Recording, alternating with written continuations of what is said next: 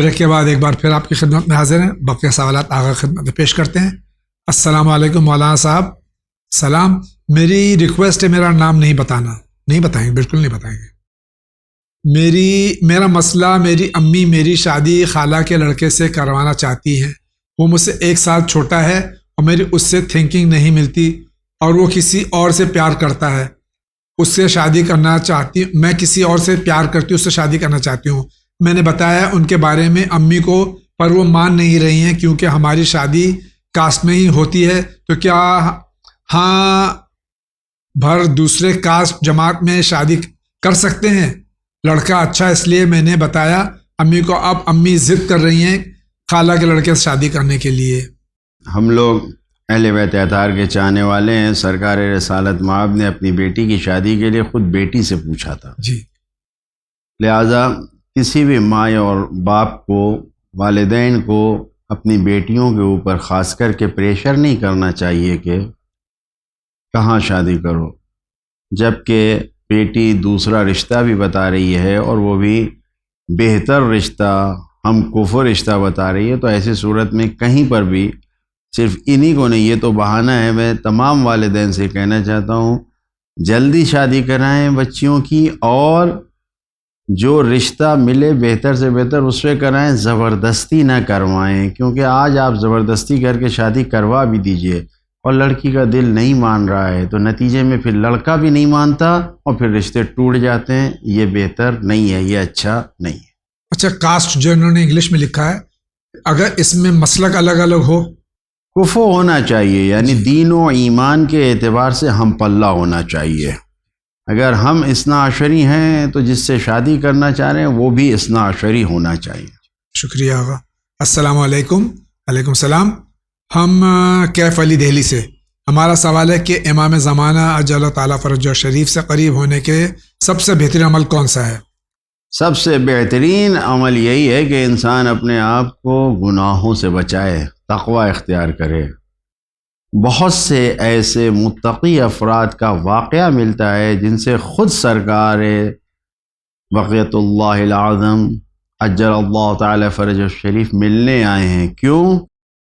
اس لیے کہ انہوں نے حلال اور حرام پہ صرف عمل کیا ہے، جو حلال ہے اس پہ عمل کیا، جو حرام ہے اس سے بچایا، یعنی تقوی اختیار کیا ہے۔ بہترین، نزدیک ترین، قریب ترین راستہ امام تک پہنچنے کا اور امام کو خود تک بلانے کا یہی ہے۔ السلام علیکم۔ وعلیکم السلام۔ ہسبینڈ سے جھگڑا ہو گیا ہے، ڈپریشن میں ہوں، یہ بھی ناراض ہیں، میں بہت پیشنٹ رکھتی ہوں بٹ یہ سیلف رسپیکٹ ہرٹ کر دیتے ہیں، تو اب میں بھی بول جاتی ہوں، کیئرنگ بھی ہیں بٹ گھر والوں کی باتوں میں آ جاتے ہیں تو الٹا سیدھا بول جاتے ہیں۔ بچوں کے سامنے ایسا ماحول اچھا نہیں ہوتا، دونوں بچے پریشان ہو جاتے ہیں۔ پلیز کوئی وظیفہ بتا دی، کوئی رائے حل بتا۔ خود بتا رہی ہیں، عمل جواب بھی خود دے رہی ہیں۔ سب سے بہترین وظیفہ یہی ہے کہ ہم اپنے اخلاق کو صحیح رکھیں۔ جی، جو مشکل آ رہی ہے، اگر کوئی ایسا کام نہ ہو، کیونکہ بعض وقت دیکھا جاتا ہے، خود دیکھا ہے کہ اگر شوہر کچھ بول رہا ہے تو زوجہ کو خاموش رہنا چاہیے، کیونکہ جب شوہر کے بولنے پر زوجہ بھی کچھ بول دے گی تو پھر اس کے اور غصہ آ جاتا ہے، جی، اور بات بگڑ جاتی ہے۔ لیکن خاموش رہنے پہ بات سلجھی رہتی ہے۔ تو یہ کسی کے لیے بھی، شوہر ہو یا زوجہ، ابھی میں نے اس کے پہلے تفصیل سے جواب دیا کہ ایک دوسرے کی رسپیکٹ کریں، ایک دوسرے کو عزت دیں۔ اگر ایک دوسرے کو عزت دیں گے تو یہ مسائل پیش نہیں آئیں گے، جی، کہ ڈپریشن میں جانا ہو اور باتیں ہو۔ کہنے سننے میں وہی انسان ہوتا ہے کہ جو اپنے گھر میں عزت اور بھروسہ نہیں پاتا ہے۔ جی، جب کوئی بیوی یا کوئی شوہر اپنے گھر میں اپنی بیوی اور اپنے شوہر سے پورا بھروسہ، پورا اعتماد اور پوری عزت نہیں پاتا ہے تو وہ پھر دوسروں میں، رشتہ داروں میں، دوستوں میں، ان کی باتوں میں آتا ہے، پھر رشتے خراب ہوتے ہیں۔ لہذا اگر خود ہم عزت دیں گے اور خود ہم خیال کریں گے تو انشاءاللہ یہ رشتے استوار رہیں گے انشاءاللہ۔ السلام علیکم۔ وعلیکم السلام۔ ہم 16 سال کے ہیں اور ابھی غریب بچوں کو ایک NGO کے انڈر سپورٹس سیکھتے ہیں۔ ہم پردہ کرتے ہیں سر کا، مگر برقع یا رداء نہیں پہنتے، تو کیا یہ صحیح ہے؟ وضو میں جتنا چہرہ کھولا جا سکتا ہے، جتنا دھونا واجب ہے، اگر اتنا کھلا ہوا ہے اور برقع نہیں ہے تو یہ اسلامی پردہ ہے۔ جسم کے نشو و نما اور چہرہ اگر کھلا ہے اور جسم کے نشو و نما ظاہر نہیں ہے، بال چھپا ہوا ہے، ہاتھ چھپے ہوئے ہیں، پورا جسم چھپا ہوا ہے تو کوئی حرج نہیں ہے، اور یہ اسلامی پردہ ہے اور اس پردے میں رہ کے امور کام انجام دیا جا سکتا۔ شکریہ۔ السلام علیکم۔ وعلیکم السلام۔ میرا نام سمر عباس ہے، میرٹھ سے ہوں۔ میرا سوال ہے کہ کیا ایک وقت کی نماز میں 2 مرنے والوں کا نام لے سکتے ہیں؟ نماز وحشت کے سلسلے میں غالباً سوال ہے۔ رجعان لے سکتے ہیں، ورنہ ایک نماز وحشت لیلۃ الدفن ایک ہی کے لیے۔ شکریہ۔ السلام علیکم۔ وعلیکم السلام۔ مولانا صاحب، ہمارا سوال یہ ہے کہ عورت کس کی ملکیت ہے؟ شادی سے پہلے ماں باپ کی یا شادی کے بعد شوہر کی؟ تو پھر شوہر کو ہر طریقے کا حق ہے کہ وہ جیسے چاہے بیوی کے ساتھ سلوک اور ظلم کرے؟ یہ کیا ظلم کرنا اور سلوک کرنا ہر طرح سے؟ یہ کوئی ایک غلط تصور ہے۔ جی، اسلام میں ایسا کوئی تصور نہیں ہے کہ عورت کسی کی ملکیت ہے، قطعاً نہیں، سب آزاد ہیں۔ الحر للحر بالحر۔ تو جب آزاد ہیں، کوئی ایک دوسرے کا غلام نہیں ہے کہ ملکیت شمار کیا جائے۔ نہ ہی بیٹی باپ کی ملکیت ہے اور نہ بیوی بننے کی صورت میں شوہر کی ملکیت ہے۔ ایک بات۔ دوسری بات، ظلم کرنا، ناروا سلوک کرنا، یہ تو کسی کے لیے بھی اجازت نہیں ہے، قطعاً جائز نہیں ہے، حرام ہے، گناہ ہے، اس سے اپنے آپ کو بچائیں۔ جو بھی ایسا کرتا ہے وہ گناہ کرتا ہے۔ بیوی ایک پھول ہے، ایک ایسا پھول ہے کہ جس کی قدر و منزلت کرنا چاہیے، ایسا نہیں کہ اس کو دبا کے اور ظلم کر کے رکھا جائے۔ سب کا حساب دینا پڑے گا خدا کی بارگاہ۔ شکریہ۔ السلام علیکم مولانا صاحب۔ علیکم السلام۔ My name is Muhammad. I need to ask you one question. That in Islam, nose ring is necessary to wear or no?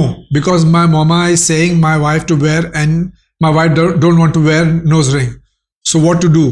یعنی کیا یہ ہندوستانی رسم ہے کہ ناک کی کیل سہاگ کی نشانی سمجھی جاتی، جیسے چوڑیاں، ناک کی کیل وغیرہ وغیرہ، ان کی زوجہ جو ہے پہننا نہیں چاہتی، ساس جو اصرار کرتی کہ نہیں پہنو، تو کیا کرنا چاہیے؟ اسلام کی تعلیم کے مطابق عمل کرنا چاہیے۔ اگر گھر کے اندر رہتے ہوئے پہننے کو کہا جا رہا ہے کہ کوئی نامحرم نہیں دیکھے تو کوئی حرج نہیں ہے، پہن لیں، گناہ نہیں ہے۔ لیکن اگر ہم یہ زینت کر کے، ناک کی کیل لگا کے یا یہ چوڑیاں پہن کے، یا جو بھی زینت ہے، عام طور سے جو بھی سج دھج کے جو لپ اسٹک ہوتی ہے وہ لگانا یا میک اپ کر کے باہر آنا، یہ جائز نہیں ہے کہ نامحرم اس کو دیکھے، یہ جائز نہیں ہے۔ لہٰذا میں تمام عورتوں سے جو اس بات کو سن سکتی ہیں اور سمجھ سکتی ہیں، وہ یہ جان لیں کہ یہ اسلامی رسم و رواج نہیں ہے۔ ناک کی کیل پہنانا، مانگوں میں سرخیاں لگانا، ٹیکے پہننا، بندیاں لگانا، یہ سب اسلامی رسم و رواج نہیں ہے۔ یہ گھر کے اندر تک تو ٹھیک ہے، خوشی کے طور پہ منا لیا جائے، لیکن کسی محفل میں، کسی بزم میں، کہیں گھر کے باہر یہ جائز نہیں ہے۔ جہاں نامحرم ہو۔ بالکل نامحرموں کے سامنے لے جانا جائز نہیں ہے۔ میرا سوال ہے کہ کیا والد اپنی اولاد کو 2/3 حصے سے محروم رکھ سکتا ہے اگر اولاد نافرمان اور گستاخ ہو تو؟ اگر نافرمان ہے اور ایسا کہ حکم خدا، حکم رسول سے نافرمانی کر رہا ہے تو بہرحال وہ کر سکتے ہیں، لیکن اپنی ناراضگی بنیاد پر بہتر ہے کہ نہ کریں۔ آنکھ کر دیا ہے اگر کسی وجہ سے تو پھر آنکھ تو میراث سے محروم ہو جائے۔ میں ایک سنی فیملی سے ہوں۔ میرا سوال ہے کہ ہمارے یہاں فجر میں 2 رکعت فرض اور 2 سنت پڑھی جاتی ہے، یعنی ٹوٹل فجر کی 4 رکعت مانی جاتی ہے۔ اسی طرح ظہر کی پوری 12 رکعت، عصر کی 8 رکعت، مغرب کی 7 رکعت اور عشاء کی 17 رکعت پڑھی جاتی ہے۔ اور شیعوں فجر، ظہر، عصر، مغرب، عشاء صرف فرض ہی پڑھی جاتی ہے۔ ایسی سچویشن میں کون سی نماز صحیح ہے؟ نماز کا جو سلسلہ آپ نے بتایا صحیح ہے۔ کچھ واجب نمازیں ہیں، کچھ نفل نمازیں، نافلہ جنہیں کہتے ہیں۔ تو صبح میں 2 ہی رکعت واجب و فرض ہے، باقی نافلہ ہے 2 رکعت۔ باقی جو آپ نے تفصیل بتائی ہے وہ ساری تفصیل، واجب 17 رکعت ہے، نفل جو ہے وہ نافلہ جو ہے وہ 34 رکعت ہے. تو اس طریقے سے 24 گھنٹے میں 51 رکعت نماز ہے، لیکن واجب وہی 17 رکعت ہے. شکریہ. میرا دوسرا سوال ہے کہ نماز تہجد پڑھنے کا صحیح طریقہ کیا ہے؟ کچھ کہتے ہیں 12 رکعت سے شروع کرنی چاہیے اور کچھ کہتے ہیں کہ صرف 2 رکعت پڑھ سکتے ہیں، 12 رکعت ضروری نہیں ہے. شکریہ. علماء اسلام نے اس سلسلے میں نماز تہجد کے سلسلے میں اگر مذہب اہل بیت اور مذہب تشیع میں دیکھا جائے تو شیعوں کے نزدیک 11 رکعت ہے نماز شب، اور اسی میں تہجد کی نماز جو کہی جاتی ہے وہ بھی ہے کہ جس میں 2 رکعت نماز شفا اور 1 نماز وتر ہوتی ہے اور 8 رکعت نماز تہجد کہلاتی ہے.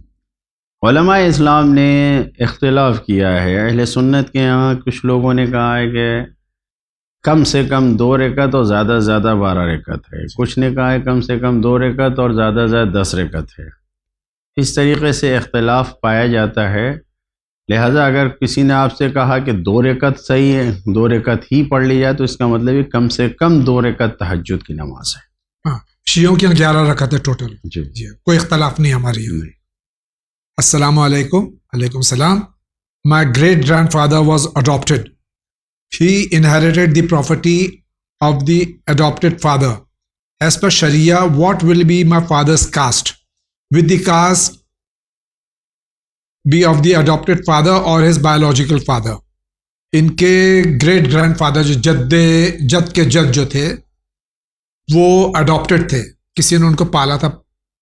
اب ان کے والد جو ہیں اچھا، ان کے جو جد کے جد تھے ان کو پراپرٹی جو ملی تھی وہ اڈاپٹڈ فادر سے ملی تھی جنہوں نے اڈاپٹ کیا تھا. اب شریعت کی روشنی میں ان کے والد کی جو سلسلہ نسب ہوگا وہ اڈاپٹڈ پردادا سے ہوگا یا ان کے حقیقی والد سے ہوگا؟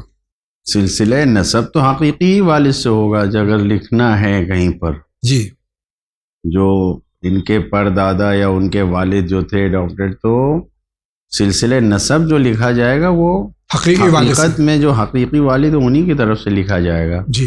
لیکن پراپرٹی اور جو آثار مرتب ہو رہے ہیں، جو کچھ مل رہا ہے، اس میں کوئی حرج نہیں ہے. وہ جو اگر جنہوں نے لیا تھا ان کی پراپرٹی اور کوئی وارث نہیں تھا یا اکیلے تھے تو انہیں ملا ہے تو کوئی حرج. اب ان کے بعد جو ان کے بچے ہیں تو سب ان کے حقیقی بچے ہیں، ان کو ملے گا. السلام علیکم. وعلیکم السلام. میرا سوال ہے کہ کیا حیض کے وقت مہندی لگا سکتے ہیں؟ کئی بار جواب دیا جا چکا ہے. مکروہ ہے، لگانے میں کوئی حرج نہیں ہے. شکریہ. السلام علیکم. وعلیکم السلام. میری خمس کی ڈیٹ 22 رمضان تھی اور اس سے پہلے یعنی مارچ میں نے 11 لاکھ جی پی ایف سے مکان خریدنے کے لیے نکالے تھے اور کسی وجہ سے میں ان کو پیسے نہیں دے پائی تھی، لیکن 21 رمضان کو میں نے 11 لاکھ روپے ان کو دے دیے. اس پر خمس نکلے گا یا نہیں؟ اگر مال انسان کے پاس موجود ہے، روپے موجود ہیں، تو خمس کی تاریخ آنے پہ خمس تو دینا ہی پڑے گا. جی. مگر یہ کہ کسی کے حوالے کرنا تھا اور اس کو دینا تھا، اور وہ بھی مکان کے لیے واجب ہے، اس نیت کے تحت کہ یہ مکان کے لیے ہم نے الگ کر دیا ہے، اس کو الگ رکھا، تو پھر اس پہ کیونکہ مکان خریدنا ہے، رہنا ہے، تو اس میں معاف ہے خمس. لیکن اگر وہ ہماری ملکیت میں موجود ہے رقم تو خرچ نہیں کی ہے تو خمس اس پر دینا ہوگا. السلام علیکم. وعلیکم السلام. نماز میں لیڈیز کا ساکس پہننا کیا واجب ہے؟ نہیں، واجب نہیں ہے. واجب نہیں. السلام علیکم. وعلیکم السلام. مولانا صاحب اور جاوید بھائی، میں رضا جعفری سورت اوڈی بانگلہ سے ہوں. برائے مہربانی مجھے بتائیں کہ اگر ہمارا موبائل نجس ہو جائے تو اسے کیسے پاک کریں؟ الیکٹرانک سامان ہے، اگر اس کو آپ ایسے ہی چلا کے روشن رکھ کے اگر اس کے اوپر پانی ڈالیں گے، طہارت تو بہرحال پانی کے ذریعے ہوگی، جی. تو وہ خراب ہو سکتا ہے. تو یا تو اس کی بیٹری بند کر کے اور اس کو آپ پانی سے پاک کریے کہ جو اس کو نقصان نہ پہنچائے، تو پاک کیجئے. اور اگر نہیں کر سکتے تو پھر عین نجاست اگر اس میں لگی ہے تو صرف اس کو صاف کر دیجئے. نماز کے وقت جو ہے وہ نجس چیز اپنے کپڑا نجس نہیں ہونا چاہیے یا نجس چیز ہمارے ساتھ نہیں ہونی چاہیے. نماز کے وقت ساتھ میں نہ رکھ کے باقی اگر وہ نجس ہے بھی تو کوئی حرج نہیں ہے. گیلے ہاتھ سے آپ نجس چھوئیں گے تو آپ کا ہاتھ نجس ہوگا، وہ پاک کرنا پڑے گا. ہاں ہاتھ پاک کرنا پڑے گا. لیکن بہرحال یا تو اس پہ کوئی کور چڑھائیں یا کور اتار کے پاک کر لیں جو، جی. تو طہارت تو پانی سے ہی ہوگی. اب یہ کیا طریقہ اپنایا جا سکتا ہے کہ وہ قیمتی شے آپ کی محفوظ بھی رہے اور پاک بھی ہو جائے؟ جاوید بھائی مولانا صاحب کو سلام. علیکم السلام. علیکم میں السلام. فاطمہ رضوی علی گڑھ سے ہوں. مجھے یہ پتہ کرنا ہے کہ ہمارے گھر میں محرم کے 13 دن ٹی وی پر صرف مجالس اور ماتم لگتا ہے، اور اس کے بعد ڈیڈی صرف جو ڈاکیومنٹری والے چینل ہیں وہی لگا کے کی اجازت دیتے ہیں 8 ربیع الاول تک. میرا سوال ہے کہ ہم فلمز نہ دیکھ کر اگر صرف ٹی وی سیریلز دیکھیں تو کیا کوئی حرج ہے؟ جو چیز حلال ہے وہ قیامت تک کے لیے ہر تاریخ میں حلال ہے، جو حرام ہے وہ قیامت تک کے لیے حرام ہے. اگر عام دنوں میں ٹی وی پر فلم، گانا اور پکچر اور میوزک دیکھنا حرام ہے تو وہ محرم میں بھی حرام ہے. اگر عام دنوں میں دیکھنا جائز ہے، جو سیریل جو چیز دیکھنا جائز ہے عام دنوں میں وہ محرم میں بھی جائز ہے. اب یہ انسان کا محرم میں حرام و حلال سے کوئی اس کا تعلق نہیں ہے، یہ انسان کی عقیدت ہوتی ہے. بے شک جی. کہ جس عقیدت کی بنیاد پر، احترام کی بنیاد پر انسان ان چیزوں سے اپنے آپ کو بچاتا ہے، ورنہ حلال و حرام سے اس کا کوئی تعلق نہیں ہے. السلام علیکم. علیکم السلام. آغا میرا سوال یہ ہے کہ اگر مستحب نماز میں رکوع بھول گئے تو کیا کرنا چاہیے؟ اگر انسان رکوع چاہے مستحب ہو چاہے واجب نماز دوسرے سجدے کے بعد یاد آ رہا ہے تو رکوع رکن ہے، چھوٹ گیا تو نماز باطل ہے. جی. مستحب نماز میں بھی کچھ چھوٹ جانے سے نماز باطل ہی ہو جاتی ہے. 2 رکعت کی نماز ہوتی ہے، 2 رکعت میں کچھ چھوٹ جاتا ہے تو نماز، رکن چھوٹ جاتا ہے تو نماز باطل ہو جاتی ہے. مولانا صاحب السلام علیکم. وعلیکم السلام. میرا سوال ہے کہ علوی، ہاشمی، عباسی بھی سید ہوتے ہیں کیا؟ بنی ہاشم کو سادات کہا جاتا ہے. وہ اس اعتبار سے علوی، ہاشمی، عباسی سب سید اور سادات کہلاتے ہیں کیونکہ سب بنی ہاشم ہیں، ہاشم کی اولاد ہیں. لیکن جو خمس کا مسئلہ ہے اس مسئلے میں صرف اولاد زہرا کو ہی سادات کہا جاتا ہے جو ائمہ معصومین علیہ السلام کی اولاد ہے. شکریہ. السلام علیکم. علیکم السلام. ہم جب دعا مانگتے ہیں تو وسیلہ دیتے ہیں کہ بی بی کی ٹوٹی پسلیوں کا واسطہ دے کر، کیا ایسا وسیلہ دینا صحیح ہے؟ کیونکہ میرے شوہر بولتے ہیں کہ تم ان کو اور تکلیف دیتی ہو. نہیں، ایسا نہیں ہے. فرزند رسول حضرت امام رضا علیہ السلام نے یہ کہا، یا ابن شبیب ان کنت باکیا فابکی علی جدی الحسین. خود امام نے کہا ہے کہ جب تمہیں رونا ہو، گریہ کرنا ہو تو ہمارے جد حسین پر گریہ کرو. تو وسیلہ بنانا، رونا، گریہ کرنا یہ سب توسل ہے، وسیلہ بنانا ہے. لہٰذا ان مصیبتوں کو جو واقعاً ہوئی ہے، خود سے گڑھ کے نہیں، جو واقعاً ہوئی ہے، پسلیاں ٹوٹی ہیں، دروازہ گرایا گیا ہے، ان مصیبتوں کو ذکر کر کے اگر ہم پرسہ دے کے دعا کر رہے ہیں، وسیلہ بنا رہے ہیں تو اس میں کوئی حرج نہیں. شکریہ.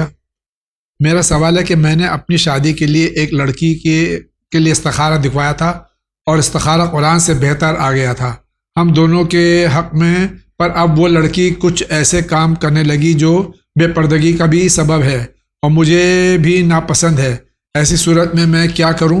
مجھے صبر کر کے استخارے پر عمل کرنا چاہیے یا کچھ اور؟ نہیں، بالکل استخارے پہ عمل کرنے کی ضرورت نہیں ہے. استخارے کے لیے کہا گیا کہ الخیرۃ عند الحیرہ، جب انسان حیرت میں پڑ جائے، سرگردان ہے، گم ہے، عقل فیصلہ نہیں کر پا رہی ہے، تب انسان کو استخارے کا سہارا لینا چاہیے. ہر کام پہ، ہر قدم پہ استخارے کا سہارا نہیں لینا چاہیے. جہاں انسان کی عقل کام کر رہی ہو، یہاں پر آپ نے استخارے کا سہارا لیا، ٹھیک ہے، اس وقت حالات آپ کے اچھے تھے، آپ سمجھ رہے تھے کہ بہتر ہے، لیکن ابھی آپ کو حالات ایسے دکھائی دے رہے ہیں کہ جو آپ کے دین کے لیے مناسب نہیں ہے، تو قطعاً بالکل آپ کو استخارے پہ عمل کرنے کی ضرورت نہیں ہے. کیا نماز کے ٹائم پہ جیسے تسبیحات پڑھتے ہیں ٹائم اگر کوئی ماسکیٹو یا اور کوئی انسیکٹ مار دیا جائے تو کیا وہ نماز پھر دوبارہ پڑھنی پڑے گی؟ نہیں، کوئی حرج نہیں ہے. نہ نماز اس سے جائے گی، نہ اس سے. نماز کی حالت اگر باقی ہے تو صحیح ہے. وضو اگر نہ وضو ٹوٹے گا نہ نماز باطل ہوگی. شکریہ. السلام علیکم. وعلیکم السلام. ظہرن اور مغربین کے جو نوافل ہیں وہ اسی وقت پڑھنا لازم ہے یا پھر وقفے کے بعد بھی ادا کر سکتے ہیں؟ اگر بعد میں پڑھ رہے ہیں تو فتویٰ یہی ہے، حضرت آیت اللہ علامہ سستانی کا یہی فتویٰ ہے کہ رجا کی نیت سے پڑھنا پڑے گا، واجب یا یہ سنت کی نیت سے نہیں، رجا کی نیت سے پڑھا جائے گا، معافی ذمہ جسے کہتے ہیں کہ ہم معافی ذمے ہیں اس کو پڑھیں گا۔ السلام علیکم۔ وعلیکم السلام۔ آپ بہت بہترین خدمت کر رہے ہیں دین کی، آپ سے گزارش ہے کہ اس کنسیپٹ کو کلیئر کر دیجئے کہ دعائے قنوت میں منہ پر ہاتھ نہیں پھیرنا چاہیے، کیا وجہ ہے اس کی؟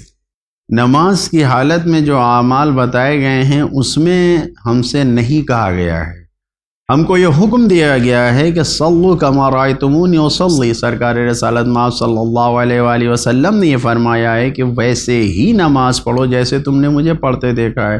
سرکار رسالت مآب قنوت کے بعد ہاتھ چہرے پہ نہیں پھیرتے تھے، لہٰذا ہاتھ ہم نہیں پھیرتے۔ مرجع تقلید جناب سیستانی حفظ اللہ تعالی، شادی شدہ عورت کا شوہر گزر جانے کے بعد اس عورت کو شادی 4 مہینے 10 دن کی عدت میں رہنا ہوتا ہے، لیکن ہمارے پاپا کے انتقال 13 رمضان 1443 کو ہو گیا تھا، اس حساب سے 4.5 مہینے محرم کے آخری تاریخوں میں ختم ہو رہے ہیں، تو ہم پاپا کا سوگ ذی الحج کے مہینے کے آخری تاریخوں میں اٹھا سکتے ہیں کیا؟ یہ اپنے والد کا سوگ جو ہے وہ بڑھانا چاہتی ہیں۔ دیکھیے، ادعائے وفات سب کے نزدیک 4 مہینے 10 دن ہے جی۔ اب اگر ایام عزا سے پہلے یہ 4 مہینے 10 دن پورے نہیں ہو رہے ہیں تو سوگ ختم کرنا سب کچھ صحیح ہے۔ عدت میں جو چیز ضروری ہے وہ تو محرم میں خود بخود آ جائے گی۔ محرم میں انسان سوگ منا رہا ہے، محرم میں انسان مجلس میں جا رہا ہے، تو وہ تو سوگ مولا کا آ ہی گیا۔ تو اب وہ سوگ بڑھانا اٹھانا شریعت میں کچھ ایسا نہیں ہے۔ 4 مہینے 10 دن پورے ہونے پہ خود بخود عدت ختم ہو جاتی ہے جی۔ اب اس کے بعد عدت کے بعد جو خوشی کے کام انسان کر سکتا ہے تو 10 دن محرم میں تو وہ ایسے ہی نہیں کرتا جی، 40 دن نہیں کرتا، 2 مہینے 8 دن نہیں کرتا، 2 مہینے 8 دن نہیں کرتا۔ جی جی۔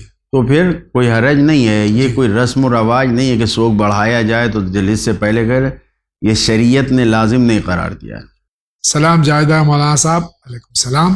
یہ بات لڑکی کو کیسے پتہ چلے کہ کسی کو اس کے پرفیوم لگانے سے شہوت ہو رہی ہے یا نہیں ہو رہی ہے؟ نارمل سی بات ہے، پرفیوم کا مطلب ہی ہے اٹریکشن۔ کوئی بھی لڑکی پرفیوم باہر لگا کے جائے گی تو اس سے نامحرم پر کچھ نہ کچھ اٹریکشن تو ہوگا ہی۔ تو پھر اگر کسی عمل سے لڑکی یا لڑکے کے کسی عمل سے دوسرے کو گناہ میں پڑنے کا خطرہ ہے تو بہتر یہ ہے کہ یہ عمل انجام نہ دیا جائے۔ اگر کوئی لڑکا ایسے اس طریقے سے اپنی شکل و صورت کو سنوار کے باہر آ رہا ہے کہ جس سے دوسری لڑکی گناہ میں پڑ سکتی ہے تو اس کے لیے بھی جائز نہیں ہے۔ اگر کوئی لڑکی اس طریقے کے پرفیوم یا اس طریقے سے اپنے لباس کو پہن کر آ رہی ہے جس سے دوسرا لڑکا گناہ میں پڑ رہا ہے تو جائز نہیں ہے کہ اس کام کرنا۔ شکریہ آغا۔ السلام علیکم۔ وعلیکم السلام۔ جی، میرا سوال ہے کہ ہمارے یہاں عورتوں میں ایک شک و شبہ یہ پایا جاتا ہے کہ جمعرات کے دن دوائی کھانا سٹارٹ نہیں کرنی چاہیے، کیا اس کی کوئی حقیقت ہے؟